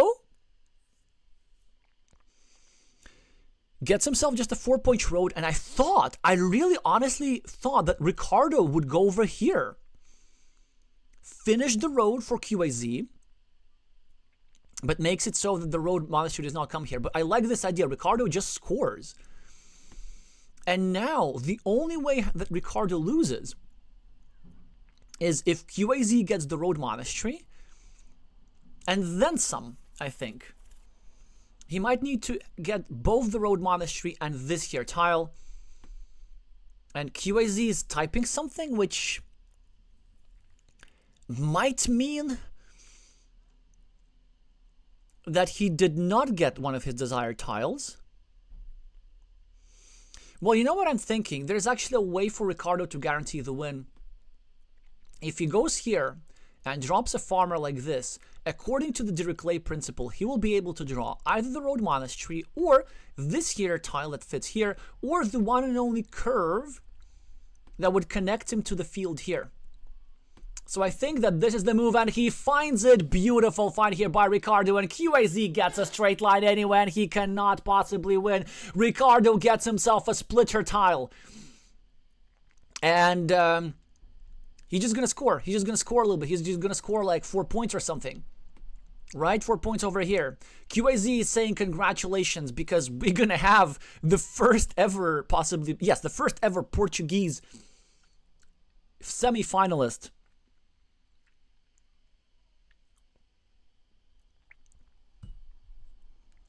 Sportr is saying, really? Is he really miscounting?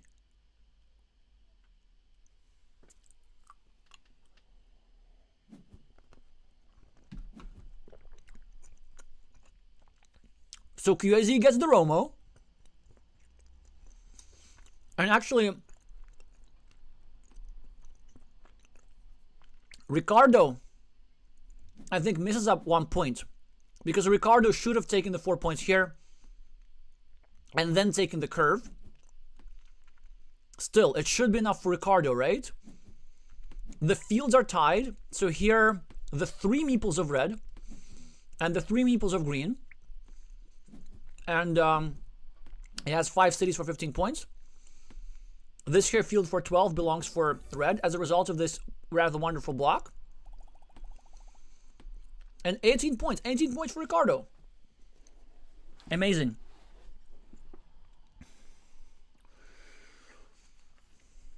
High self-evident. My commiserations, and trust me, I know exactly how you feel and then some. Did I throw game 4 away? I don't think so. Game 4.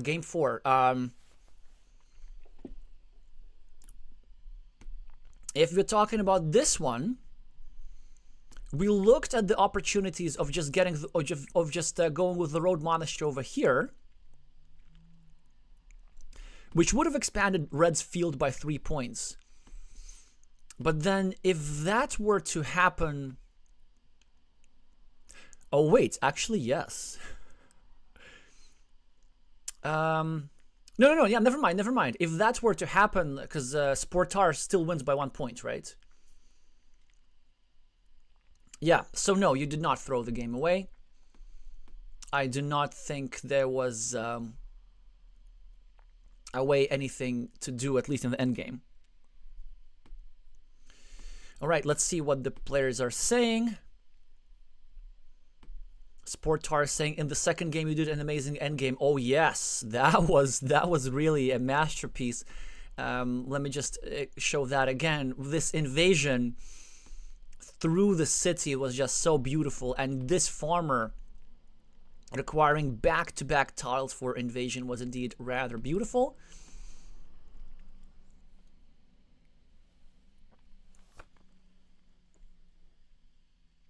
Anyway, my congratulations to Ricardo, and anybody who's watching in Portugal, my commiserations to Xiangyu, and anybody who's watching in China. Yeah, Xiangyu has had an amazing season so far, winning the World Championship, and honestly being on track for winning this thing. Now gets eliminated in the quarterfinals, a feeling which I know exactly how it feels. And we have our 4 semi-finalists. Ervin Gal of Romania is going to be playing against Ricardo Araujo next week. Otto Ikonen of Finland is going to be playing Ritichai Chalonkul of Taiwan next week. And these are the 4 eliminated players. So there are several announcements to make before we leave. If you enjoyed anything about this today, do make sure to meeple the like button. It means a lot for the algorithm, practically bringing new people into competitive Carcassonne, showing them what high-level mind sports are and the joys of it. Also, make sure to subscribe for more competitive Carcassonne content like this, because we are going to stream the semifinals, which, knowing Ervin Gal, are going to be scheduled at an extremely short notice. So just make sure that you follow the channel, and the bell notification icon should help you not to miss the semifinals. What else? 2 more things to say. There's going to be a giveaway for predicting the results of the semifinals and finals. This I actually hope to announce finally later today. And another thing that I wanted to say, so since most of you are still here, after yesterday's loss against Ervin Gal, due to some blunders and not great play for me, I'm still very, very sad, and I specifically need you to write me supportive messages in the chat. Okay, I was trying to fish for them several times. I'm going to be very explicit about this. And I'm going to wait a couple of minutes for you to do that. This will also mean a lot quite to me. Another thing that will mean quite a lot, if you enjoyed this stream, then also consider becoming a channel member and join the existing members to show your support in the long term and get some cool meeple emojis as a thank you. Hi Ricardo, congratulations a lot. Very nice endgame find, specifically this here move, which guarantees you 100% win. Was quite pleasant to observe. And I think I said everything that I wanted to say. So the semifinals are scheduled for I don't know when. There's going to be a break at least for until the 2nd of March. Probably somewhere close to the weekend is when the semifinal is going to be. So stay tuned for that.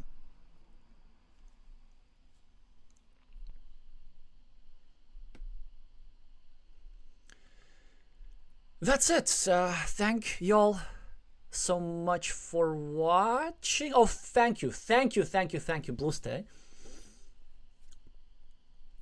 At least one message of support, right? It means a lot for me. So saying, hey, at least you didn't blunder as hard as me, referring to the blunder made by Blusta against Bakshe in game 1 of this match. Honestly, I haven't seen the stream yet. I haven't seen this match yet, but I already heard legends that it's apparently like some blunder of the year or something.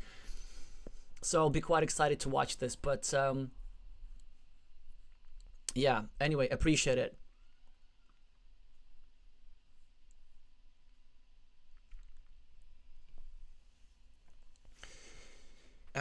What else? What else? All right, Glovier saying I was the only one. Oh, interesting. I was the only one to go down 3-1. So all of the 3 semifinals, all of the 3 out of the 4 semifinals came down to the wire. Also good to know. Anyway, I appreciate you all being here. Now time to truly wrap up. Thank y'all so much for watching, and I'ma see you soon.